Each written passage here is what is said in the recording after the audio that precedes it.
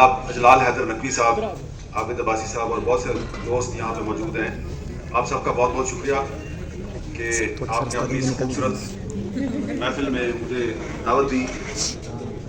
اور نوجوان بڑی تعداد میں موجود ہیں. نوجوانوں کے روشن چہرے، چمکتی آنکھیں دیکھ کے تو مجھ جیسا آدمی جو ہے اس کی جو امید ہے وہ مزید بڑھتی ہے. تو یہاں پہ جو بھی رقص پیش کیا گیا، خاص طور پہ پنجابی رقص اور ہزارہ کا رقص، اور پھر اس کے بعد جو گلگت بلتستان کا جو رقص پیش کیا گیا، تو وہ جو رقص تھے، ہر رقص جو ہے اس کی اپنی انفرادیت ہے اور اپنی پہچان ہے وہ. تو یہاں پہ جب یہ رقص پیش کر رہے تھے تو میں سوچ رہا تھا کہ جن یونیورسٹیوں میں آپ لوگ پڑھتے ہیں، کیا ان یونیورسٹیوں میں آپ یہ اپنا رقص پیش کر سکتے ہیں؟ تو اگر پیش کر سکتے ہیں تو بڑی اچھی بات ہے، لیکن کچھ یونیورسٹیوں میں شاید آپ اپنے یہ جو ثقافتی جو آپ کے آئٹمز ہوتے ہیں ان کو پیش کرنا بڑا مشکل ہے.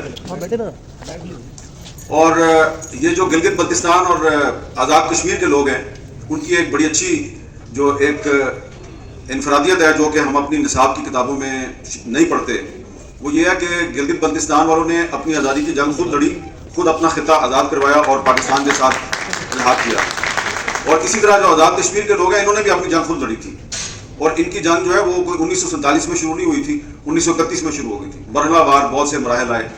اور جو ہزارہ کا علاقہ ہے، خاص طور پہ جو ایبٹ آباد ہے، ایبٹ آباد جو ہے اس کو یہ اعزاز حاصل ہے کہ ایبٹ آباد سے 1928 میں ایک ہفت روزہ اخبار شائع ہوا تھا، 1928 میں، اور اس کا نام تھا ہفت روزہ پاکستان.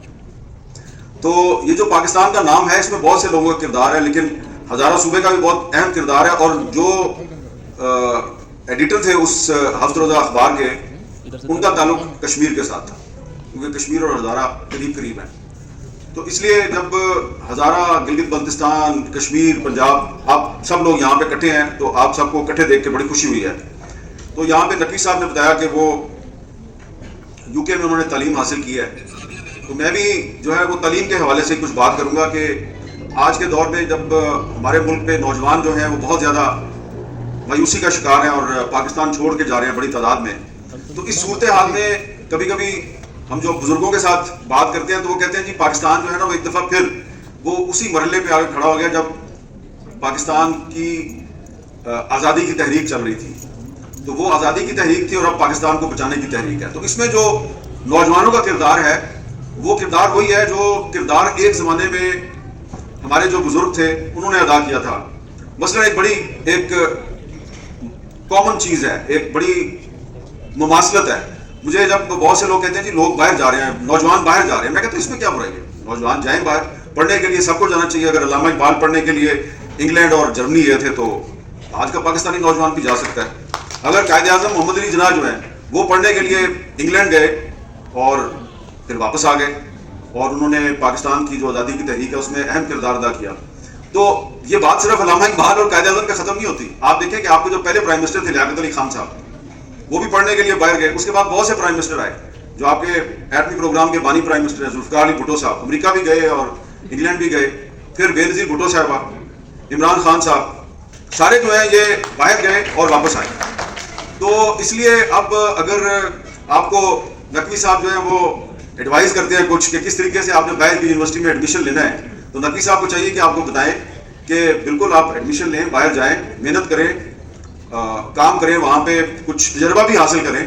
لیکن اگر آپ نے اپنا نام بنانا ہے تو وہ نام وہاں پہ بھی بنانا آسان ہے، لیکن اگر آپ پاکستان واپس آئیں گے تو ہو سکتا ہے کہ آنے والی جو تاریخ ہے اس میں آپ کا جو نام ہے وہ انہی بزرگوں کے ناموں کے ساتھ لیا جائے جنہوں نے پاکستان کی آزادی کی تحریک میں کردار ادا کیا تھا. تو اس لیے پاکستان سے باہر جا کر تعلیم حاصل کرنا یہ کوئی بری بات نہیں ہے. اور اگر کوئی آپ کو اچھی نیت سے بھیج رہا ہے، صرف اس کا مقصد جو ہے وہ پیسے کمانا نہیں ہے، بلکہ آپ کا جو مستقبل ہے اس کو بہتر بنانا بھی ہے، اور وہ آپ کے ساتھ لوٹ مار نہیں کر رہا بلکہ آپ کو فیسیلیٹیٹ کر رہا ہے، تو وہ بہت اچھا کام ہے.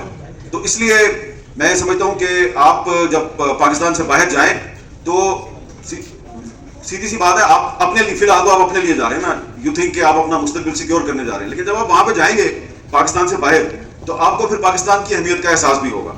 اور پاکستان کی اہمیت کا احساس ہمیشہ آپ کو پاکستان سے باہر جا کے ہوتا ہے. جب ہم پاکستان کے اندر ہوتے ہیں تو ہم پاکستان کے حالات ایسے ہیں کہ ہم بڑی کرٹیسزم کرتے ہیں, وہ جائز بھی ہوتی ہے, وہ ناجائز بھی ہوتی ہے.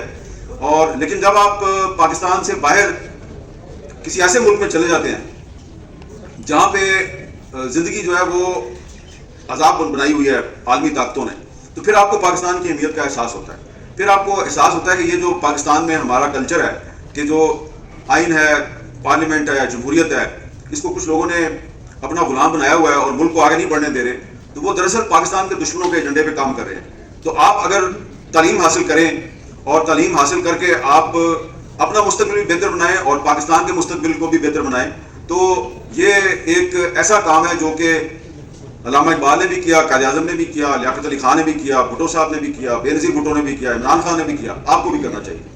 تو اس لیے میں نقوی صاحب آپ کا شکریہ ادا کرتا ہوں, کیونکہ ایک تعلیم کی محفل ہے, تعلیم کے حوالے سے آپ نے بلایا, اسٹوڈنٹس کی محفل ہے. میں نے پوری کوشش کی ہے کہ اس میں کوئی ایسی بات نہ کروں کہ جس سے آپ کے کاز کو نقصان پہنچے.